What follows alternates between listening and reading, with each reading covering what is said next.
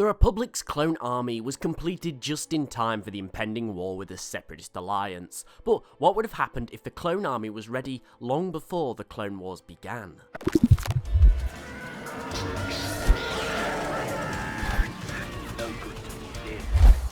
So for this rethink, we're going to be saying that the clone army is finished before the Clone Wars begins.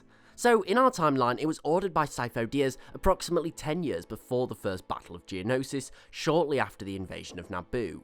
However, I want to say that in a twist, Dyas actually orders the army 5 years earlier, foreseeing the Separatist crisis looming. For this reason, we'll say 5 years before the Battle of Geonosis, and this is going to have some pretty big repercussions. So out of nowhere, the Republic unveils a huge army. However, without the declaration of war from the powerful CIS, this doesn't really have the same effect. It looks like a bid for power by Palpatine. Remember, at this point, the CIS isn't really that big of a threat. It's just a couple of groups and worlds, and cooperations been led by a rogue Jedi complaining about Republic taxes. The idea of using military force to stop them is not going to go down well. Now, obviously, in our timeline, Sidious actually had a lot to do with the creation of the clone army, so we're gonna kind of have to say that maybe he made a mistake here. As a result, there's going to be uproar in the Senate. Not only does this huge increase of military force that wasn't sanctioned by the Republic look like it's totally undermining their democracy, but there's also the question of how and who is gonna pay for it, because it's gonna cost a lot.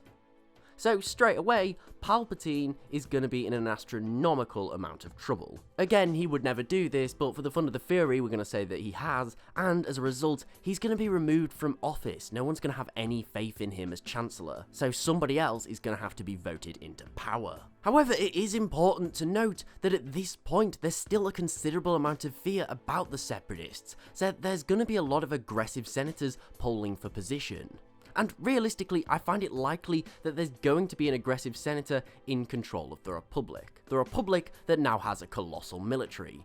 So what are they going to do? Well, these new clones are essentially going to take on the role of the Jedi and Judiciators as peacekeepers, as they did in our timeline. However, this is going to be far more iron-fisted. Separatist uprisings would be shut down immediately, and casualties would be through the roof in these skirmishes. However, the knock-on effect of this new brutal Republic regime that quells upstarts with its newly acquired taxpayer-funded army is that the Separatists who first spoke out against the Republic will have even more cause to rise up against them. Companies such as the Techno Union and Factoid Armor Workshop will be swamped with orders for battle droids and weapons, because people are going to want to be able to protect themselves if this new Republic army does come knocking. Remember, the Republic was very corrupt and people generally didn't trust it. They're definitely not going to trust it now it has a huge army. Meanwhile, the newly formed Separatist Alliance will grow even stronger than before. However, this time it's going to be in far more secret,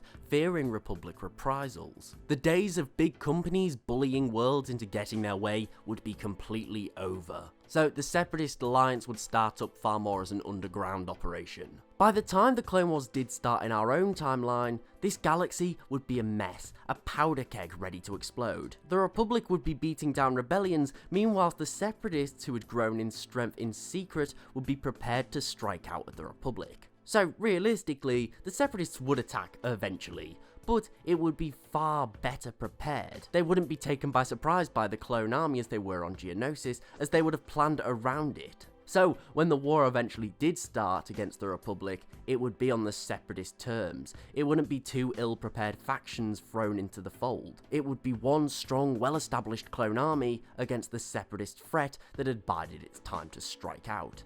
And realistically, this means that the war would be far more devastating. As for who would win, who knows? The Republic would not be very popular even amongst its most staunchest supporters. However, alternatively, this could go completely in the Republic's favour. Depending on who was elected, they may choose to use this new army to quash the Separatist Alliance before it ever grew to threaten the Republic, arresting Dooku as soon as he became popular, imposing far stricter regulations on companies that made weapons and droids, and ensuring maximum Republic oversight on those who could potentially rise up against them. Essentially, this would just be a Republic police state, kept in check due to nothing more than brute force. However, it would obviously lead to a massive outcry by the people and likely the Jedi also. One thing is for certain, whatever happened, the Republic would be nothing near how it was in our own timeline.